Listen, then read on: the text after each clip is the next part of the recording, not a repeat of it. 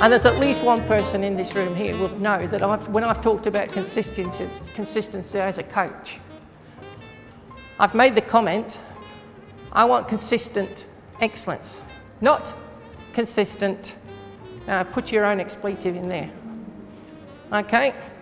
Put your own in.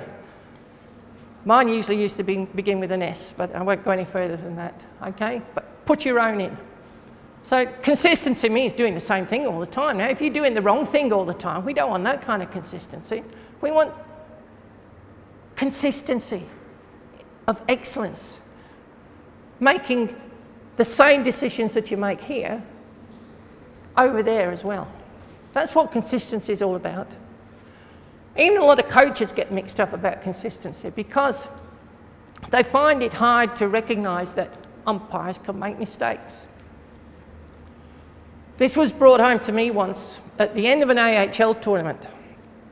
And this was when AHL was a top tournament, not the Mickey Mouse scenario that it is now. And I stayed on, it's in Canberra, where the AIS was, because that's where we were put up for the night.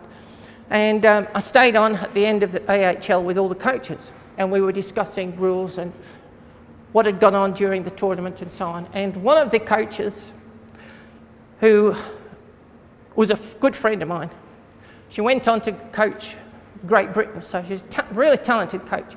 And she said, my major concern is with consistency, all right?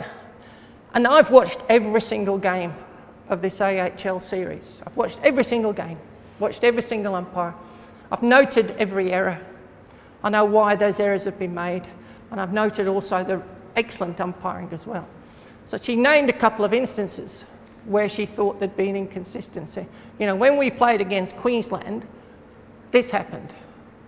And then when we played against New South Wales, it didn't happen. And I'd watched both those games. What happened here was perfectly correct. What happened over there was because the umpire didn't see it. Simple as that. The game is so fast that people will move around. And there's going to be times when umpires don't see something. So if I spot Leslie here do something wrong, and then Amy does exactly the same thing over there, but I don't see it, it's because I can't see it happen.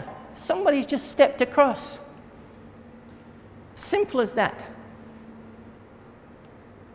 But 90% of the time, we get good consistency in decision making. And that's what consistency should mean.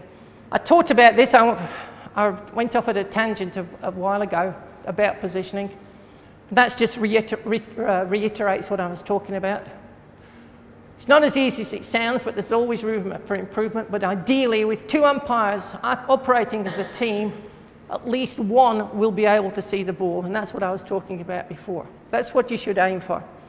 One of you should always see the ball. And if one of the umpiring team can see the ball, then we should be looking to get the right decisions. Those are your objectives for any umpire at any level. Good communication, using a range of communication tools. Good positioning, getting in the right place at the right time. Appropriate management techniques. Every foul doesn't necessarily a card. Use your cards appropriately. And consistent, accurate interpretations. That's what we're objecting. That's what we're aiming to do. And if we do that, we will get fast, flowing hockey, which is the objective. I see some really good, fast-flowing games of hockey out at the State Hockey Centre. I see some that aren't as fast and as flowing as I would like as well. But the umpires can make or ruin a good game of hockey. You can make it by allowing fast-flowing hockey, or you can spoil it by stepping in too often, by intervening too often. Those are the objectives. And if we get all those objectives achieved, we'll have fast flowing hockey. And that phrase, fast flowing hockey, is put in for television purposes. All right? Hockey is now a major television sport.